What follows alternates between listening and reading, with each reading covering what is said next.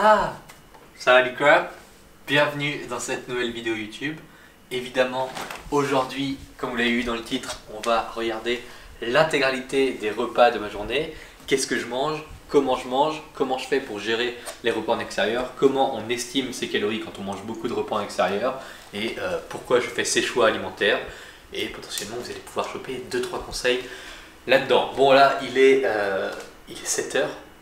Normalement, je me lève à 6h30 et c'est pas de la comédie, hein, j'ai là encore la marque de l'oreiller, on vient vraiment de se lever.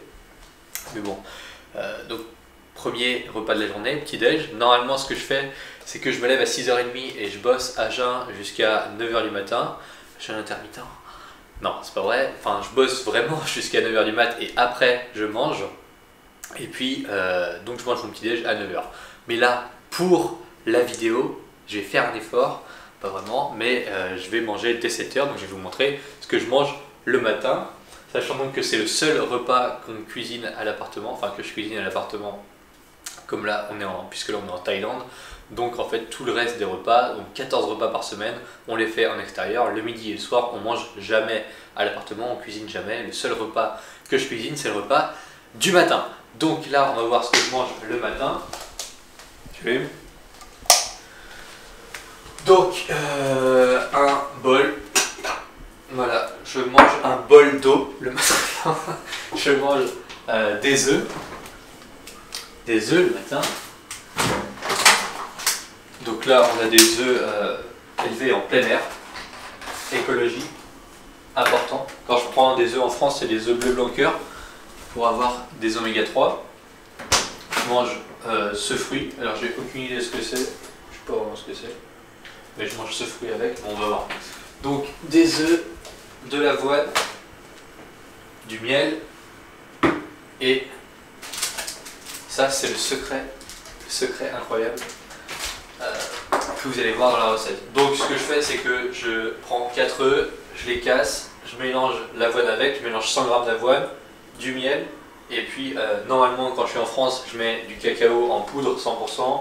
Je mets de l'amande en poudre, je mets de la noix de coco en poudre, je mets de la cannelle en poudre et je mélange tout ça ensemble et puis après je le fais cuire dans la poêle. Sauf que là en Thaïlande il y en a certainement de la cannelle mais on n'a pas trouvé et puis j'ai pas envie de me prendre la tête à chercher. Donc je remplace tout ce qui est cacao, amande, noix de coco et cannelle par 3 Oreos, c'est incroyable. Et donc on va voir, je mélange tout ça, je mets ça au micro-ondes et puis ensuite je vous montre dans le plan ce que ça donne niveau calories, macronutriments, pourquoi je fais ces choix là, etc.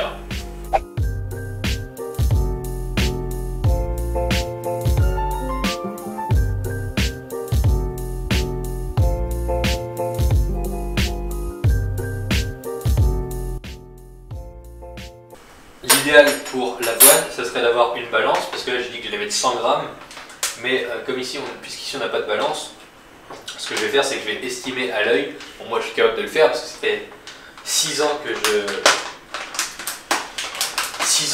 je mange le même petit-déj, donc forcément ça aide à estimer les quantités. Mais grossièrement, une fois qu'on commence à avoir de l'expérience, juste qu'on pèse ses calories, qu'on compte ses calories depuis 1 mois, 2 mois, 3 mois, on commence vraiment à avoir une bonne capacité d'estimation des quantités à l'œil. C'est pour ça notamment que j'incite à compter ses calories pendant au moins une période de 2, 3, 4 mois pendant sa perte de poids, parce que ensuite, une fois qu'on veut stabiliser, on comprend pourquoi on a fait les choses, on arrive à voir visuellement la quantité de calories dans les aliments et ça aide beaucoup à faire des choix cohérents au niveau de son alimentation, parce qu'on arrive à estimer les calories de chaque aliment très facilement en fonction des quantités. Donc voilà, c'est une des raisons pour lesquelles j'incite à le faire. Donc là, j'ai 40 grammes, 70 grammes. Voilà. Là, j'ai 100 grammes d'avoine. Je suis presque sûr que si on a une balance, je suis vraiment entre 90 et 110 grammes. C'est certain. Donc là, je mets 100 grammes d'avoine. Et avec ça, je mets 20 grammes de miel. Voilà, j'ai 20 grammes de miel. Ensuite, parce qu'on n'a pas de chocolat, parce que pas mal, je mets 3 Oreos dedans.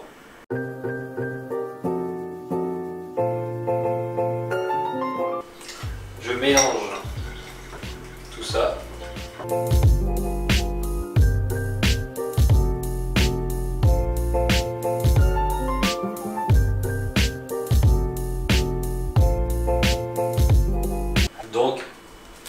voilà ce que ça donne une fois que c'est mélangé. Donc 4 œufs, 100 g d'avoine, 20 g de miel et 3 Oreos. Je vais mettre ça au micro-ondes directement. Je pourrais aussi le faire cuire dans une poêle, mais je vais le mettre au micro-ondes. Donc là, c'est en train de cuire pendant 5 minutes. Après, je vais commencer à manger en travaillant. Mais d'abord, je vais vous montrer comment je fais pour savoir qu'est-ce que je mange, pour connaître les quantités de ce que je mange et pour respecter mes besoins caloriques sans me prendre la tête pendant des heures et des heures à savoir quel aliment je dois manger, qu'est-ce que je dois pas manger, qu'est-ce qui me reste comme quantité de calories disponibles pour la journée, etc.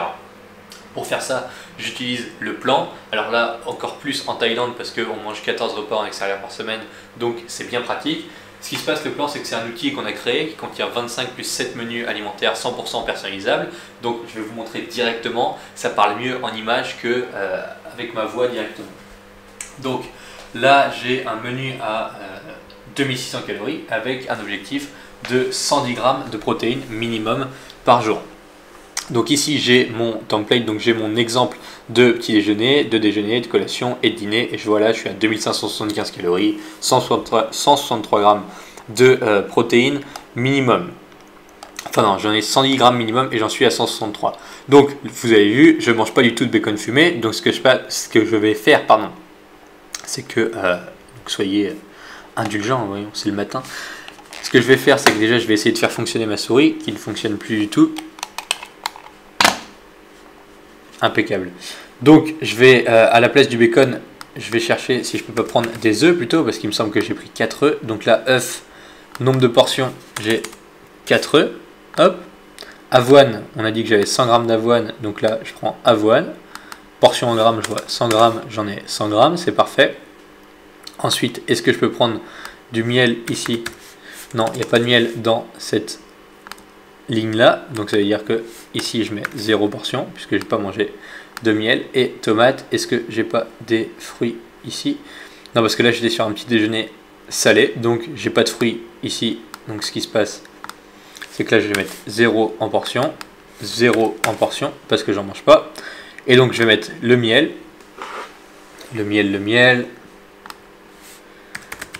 miel ici. Donc j'avais 20 grammes.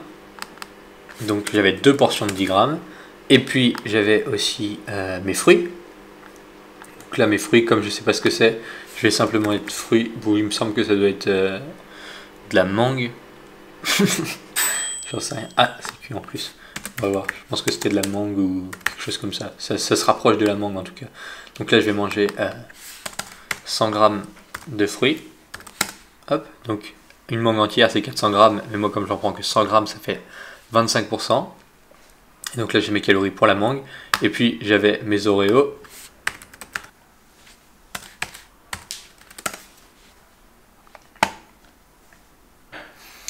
Donc je résume mon petit déjeuner. J'ai 4 portions d'œufs, donc j'ai 4 œufs, ça me fait donc là mes calories ici. J'ai mon avoine ici. J'ai mes 20 grammes de miel. J'ai la mangue et j'ai les Oreos. Donc mon petit déj entier, j'ai ici mes protéines, ma ligne de glucides, ma ligne de lipides. Je vois que j'ai 40 grammes, un peu plus de 40 grammes de protéines dans mon petit déj. Très important les protéines, surtout en début de journée comme ça pour repousser la faim jusqu'au midi. Ensuite j'ai mes lipides ici avec les œufs et puis j'ai les glucides. Là, on verra ce que ça donne à la fin de la journée. Pour le moment, je suis plus haut que mes 2600 calories, mais tout ça, je peux l'ajuster ensuite dans mes repas du midi, de la collation et du soir. On verra ça directement après. Donc, ce que ça donne après la cuisson, c'est ça. C'est un espèce de ball cake. Bon, la texture est pas mal, mais le truc, c'est que c'est un peu sec, donc il faut absolument manger des fruits avec, alors que ce soit une banane, que ce soit ça, cette espèce de mangue, ou peu importe ce que vous voulez manger avec. Ça marche bien et donc voilà, ça donne ça à l'intérieur. Donc c'est fait hyper rapidement. Oula, ça se mélange vite, c'est bon, ça cuit vite, ça se mange vite et c'est très pratique pour moi le matin parce que comme ça je peux commencer à bosser en mangeant mon petit déj. Donc c'est parfait. Là on va bosser jusqu'à midi à peu près et après on ira manger en extérieur et donc je vous emmènerai avec nous pour voir un peu comment je gère les repas en extérieur avec le plan toujours, et cette fois-ci sur mon portable parce qu'on ne sera pas à la maison. Voilà. Bon, du coup il est 13h30 parce que ça faisait 1h30 qu'il pleuvait. Et on va manger maintenant.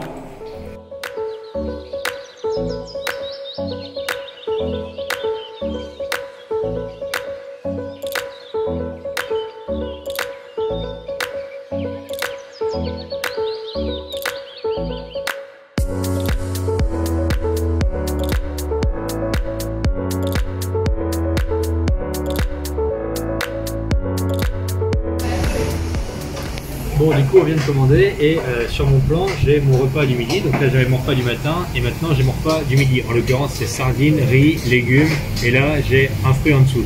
Ce que je viens de commander c'est que j'ai pris du poulet avec du riz. Donc le riz est déjà là. À la place de sardines, ici il faut que je mette le poulet. Donc évidemment on n'a pas de connexion mais je vais mettre le poulet à la place. Et quand mon plat arrivera je vais estimer à l'œil le nombre de quantités pour les rentrer directement dans mon plan et ensuite voir combien de calories ça m'amène sur mon total de la journée pour adapter ensuite le nombre de calories pour ma collation et le nombre de calories pour mon repas de ce soir. Je vais vous montrer dans mon assiette comment j'estime le nombre de calories une fois que les aliments arrivent cuits déjà. Donc vous pouvez appliquer ça aussi au restaurant ou chez vous quand vous mangez un plat déjà fait ou quand vous faites une recette et que vous n'avez pas pesé les aliments avant.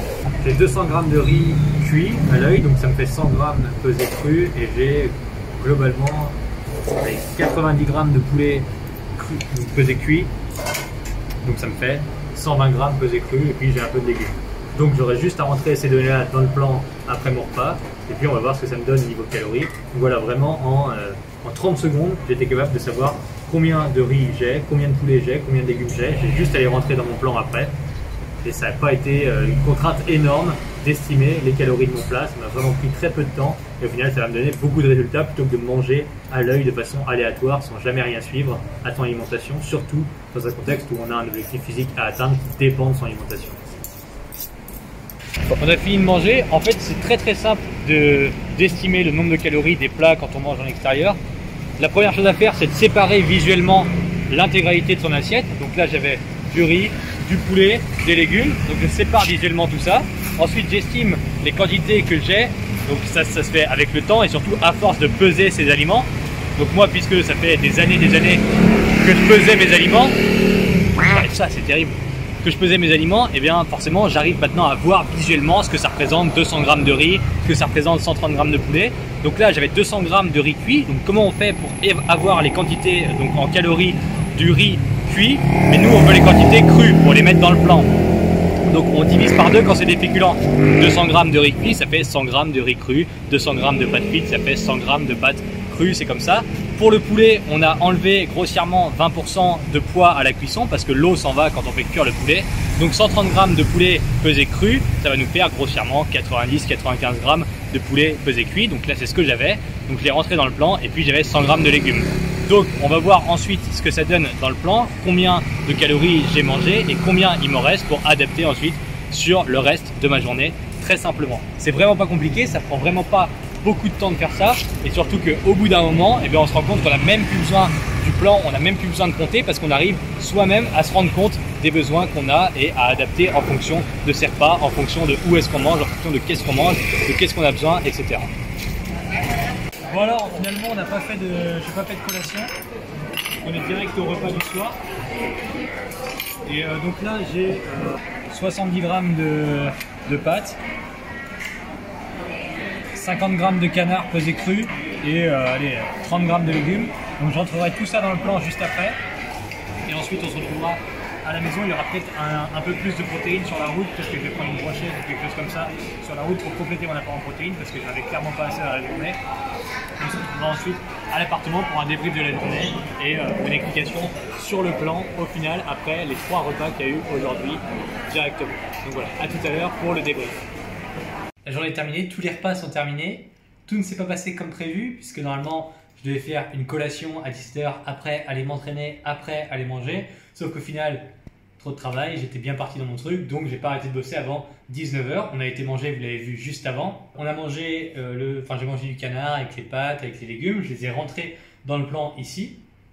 Sur la route du retour, puisqu'il manquait des protéines, cuisse de poulet ici. Et puis là, j'ai un yaourt grec pour mon dessert. Et avec tout ça, j'ai atteint mon quota en protéines, à savoir je devais arriver à 110, je suis à 146. J'ai atteint mon quota en lipides, donc je devais être à 70 et je suis à 79. Par contre, je suis pas assez haut en calories puisque j'ai grossièrement 2440 alors qu'il me fallait atteindre 2600. Mais bon, c'est pas très grave. Si vous voulez essayer de perdre du poids, c'est mieux dans ce sens que dans l'autre. Maintenant, il est 20h41 et la piscine ferme à 22h, sauf que je dois aller nager. Donc, je vous ferai une conclusion à cette vidéo demain. Je vais vous donner 2-3 conseils en plus pour gérer, vos repas en extérieur. Et je vous parlerai un peu du plan en détail demain directement dans la conclusion. Voilà. Bon, on se retrouve pas du tout le lendemain matin, mais c'est pas grave, ça change absolument rien pour vous. Tout ce que vous avez vu dans cette vidéo, c'est assez facilement applicable. Vous séparez visuellement les aliments dans vos assiettes, vous estimez un à un les quantités de chaque catégorie d'aliments, et puis comme ça, vous pouvez avoir votre nombre de calories pour chaque catégorie qu'ensuite vous avez juste à additionner. Alors dit comme ça a l'air compliqué, mais vous l'avez vu dans la vidéo, ça prend littéralement quelques secondes, voire une minute pour réussir à trouver finalement le nombre de calories de chaque repas quand vous êtes en extérieur. Pour séparer les aliments et ensuite estimer les quantités, vous n'avez besoin de rien, à part d'un peu d'expérience, et à force de le faire, ça va venir de plus en plus facilement. Mais ensuite, pour connaître le nombre de calories, vous pouvez soit utiliser le plan. Alors si vous n'êtes pas membre, vous pouvez rejoindre le plan directement en cliquant sur le premier lien sous cette vidéo, mais vous pouvez aussi trouver les apports caloriques des aliments directement sur internet. Ça n'est pas obligé de faire partie du plan, c'est juste que c'est plus simple de trouver ces apports caloriques avec le plan en plus de tout ce que ça apporte à côté. L'idée globale qui doit se dégager de cette vidéo, c'est de dire que pour perdre du poids, vous n'avez pas besoin de rester cloîtré chez vous dans votre cuisine à manger des cailloux et puis de la salade. Non, vous pouvez sortir, vous pouvez manger au restaurant tant que ça correspond à vos besoins caloriques et tant que ça n'est pas fait n'importe comment. Vous n'êtes pas obligé de réfléchir 4 mois à l'avance qu'est-ce que vous allez manger le lundi 13 juillet à 12h54. Non, vous voyez très bien qu'on peut à la fois prévoir ses repas pour sa journée et à la fois ajuster ses besoins caloriques en fonction du déroulement de sa journée, en fonction des événements prévus et imprévus, comme des repas en extérieur, comme des repas que vous ayez prévu de manger, mais finalement au dernier moment, puisque vous êtes humain, vous avez envie de manger autre chose, donc vous avez juste à réadapter en fonction de vos besoins. La vérité, c'est que moins votre déficit calorique prendra d'espace mental dans votre quotidien, plus vos chances de le tenir et de réussir votre perte de poids seront élevées naturellement. C'est d'ailleurs la raison pour laquelle on a créé le plan avant tout, c'est pour simplifier tout ça, tout ce processus qui est à la base un casse-tête monstre. Pour que vous ayez uniquement à vous concentrer sur les actions qui influencent sérieusement vos résultats physiques. Plus besoin de savoir si oui ou non ce repas est bien, si oui ou non ce repas est mauvais. Tout ça, ça vous prend de la place dans la tête et ça vous empêche de voir objectivement les bonnes actions à réaliser, d'où l'intérêt du plan. Le but est d'objectiver la perte de poids pour savoir où vous en êtes, pourquoi vous y êtes et comment avancer sérieusement vers votre objectif de la façon la plus fiable et la plus logique possible. À nouveau, tout ça, vous pouvez absolument le faire sans le plan. Il y a des milliers de personnes qui y arrivent sans le plan. C'est uniquement là pour vous simplifier la vie. Alors vous pouvez cliquer sur le lien sous la vidéo pour voir tout ce que le plan contient et toutes les facettes dans lesquelles il est potentiellement utile pour vous de l'utiliser. Et puis moi je vous dis à la prochaine.